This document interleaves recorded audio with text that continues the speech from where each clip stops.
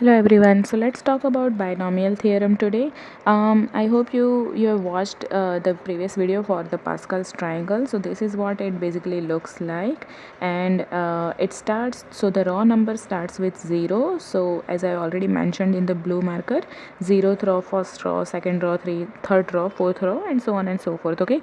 Now in Pascal's triangle, we discussed that how these numbers are important for each particular row. So where exactly does it play a role? So it helps us to expand the binomials. Now how so? So we are just going to look at that. Let's look at an example. Let's say we want to expand a plus b raised to the power of 4. Okay. Now here there are certain things that you need to pay attention to. First of all, you need to pay attention to the exponent mentioned here. So it is number 4. Now this exponent, the power, it shows that which row in Pascal triangle that we are actually concerned about. So this shows fourth. So we are going to shift all our focus on the fourth row. Okay, this highlighted row is the fourth row. All right, now another thing also to take care of is that this number is always going to be the second number in the chosen row. Okay, so that's how you can always confirm.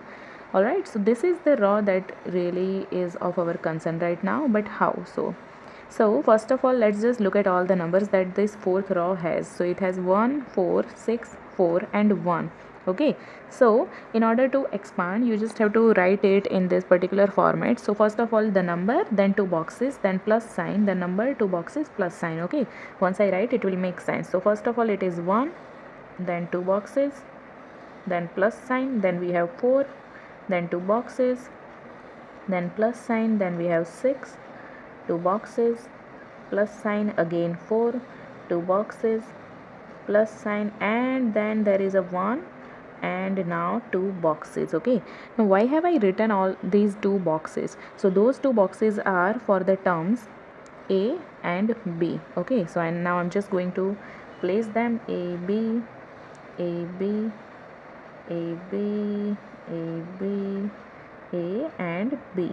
Now here another very important thing to do is to write the exponents. All right, now for term a, whatever number is given here, you just write that first of all.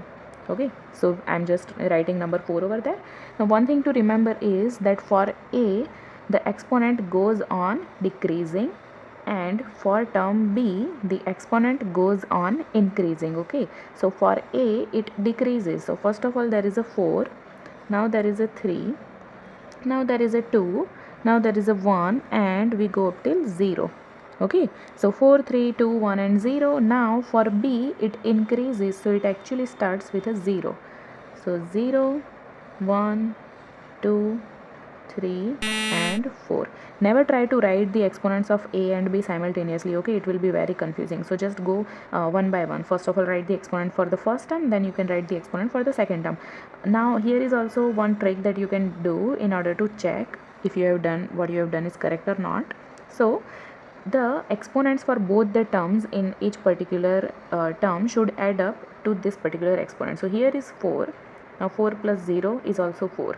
3 plus 1 is also 4. 2 plus 2, 4. 1 plus 3, 4. 0 plus 4, 4. Okay, so this will be of help in order to recheck your work.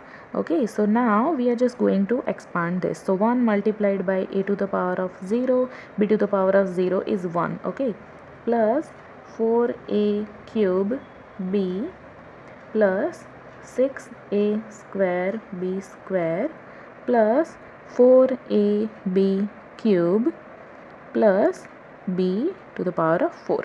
This is your final answer. This is the final binomial expansion of a plus b to the power of 4. Okay, so once again I'm just quickly revising it. You have to focus on the exponent given here, and then you have to focus on that particular row. You have to write all those numbers. So number 2 boxes plus, number 2 boxes plus, number 2 boxes plus, so on and so forth.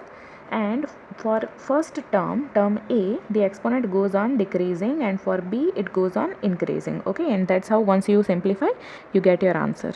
Let's look at one example so that it can make more sense to you. Let's say that we want to expand 4x minus 1 raised to the power of 5. Okay, now one very important thing is that first of all you need to identify what your a value is and what is your b value. Now here my a value is 4x and my b value is 1, correct? No, not correct. Okay, it always comes along with the sign, so my b value is a -1. Okay, always be mindful of that. So my a is equal to 4x and my b is equal to -1. Now as I just mentioned, the very important information here is this number 5. What does this show? This shows that we need to focus on the fifth row in the Pascal's triangle. So let's look at the Pascal's triangle. Okay, so this is the fifth row. Okay, so the numbers are 1, 5, 10, 10, 5 and 1. Okay, I'm just going to write those numbers. So 1, 2 boxes plus 5,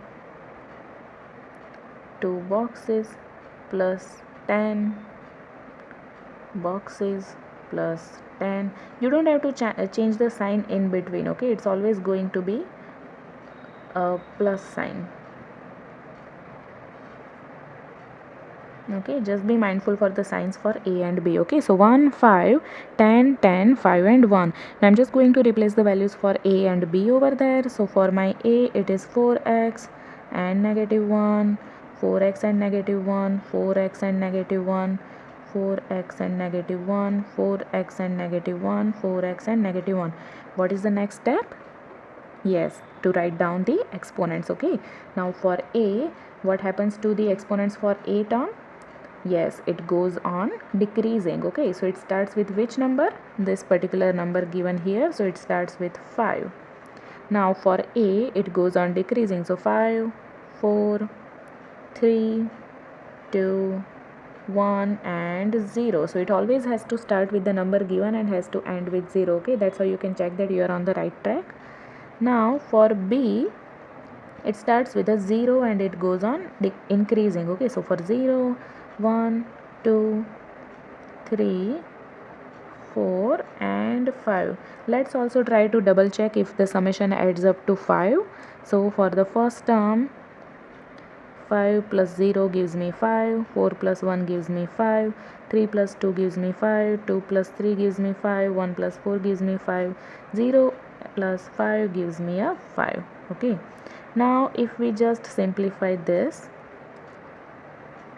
I get, so 4 raised to the power of 5 gets me a 1024 x to the power of 5. Why so? Because this term is 1, this is 1, doesn't make much of a sense, plus 5 into bracket, what is 4 raised to the power of 4? It is 256 x raised to the power of 4, and this term is now a -1, plus 10 into bracket, 4's cube is 64 x cube, minus, why minus? Because -1's cube is negative, 10 multiplied by 16x square plus 5 multiplied by 4x minus 1. Okay, because this is 0. Let's just simplify in order to get the final answer. So 1024 x raised to the power of 5 minus 1280 x raised to the power of 4 plus 640 x cube minus 160 x square plus 20x minus 1. See how simple it is? Alright, now let's also try to solve one more example.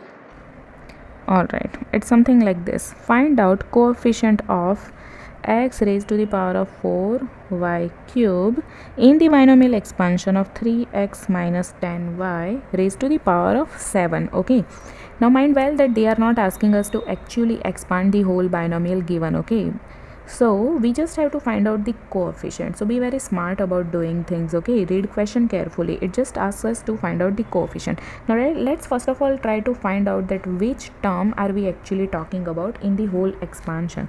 How do we do that?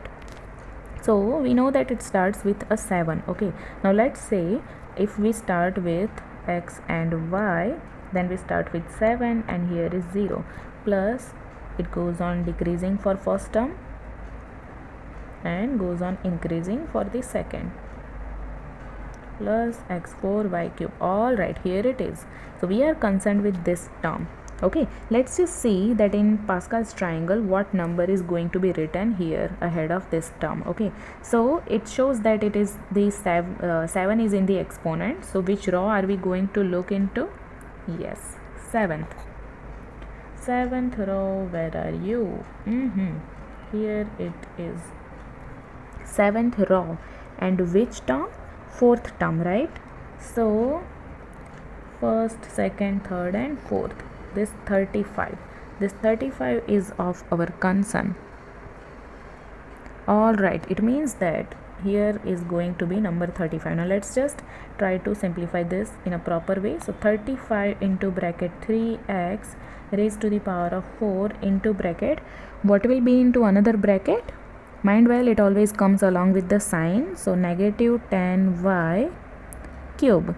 Now let's just simplify this, and if we do, we get a very big answer, which is negative 2835000 x raised to 4 y cube.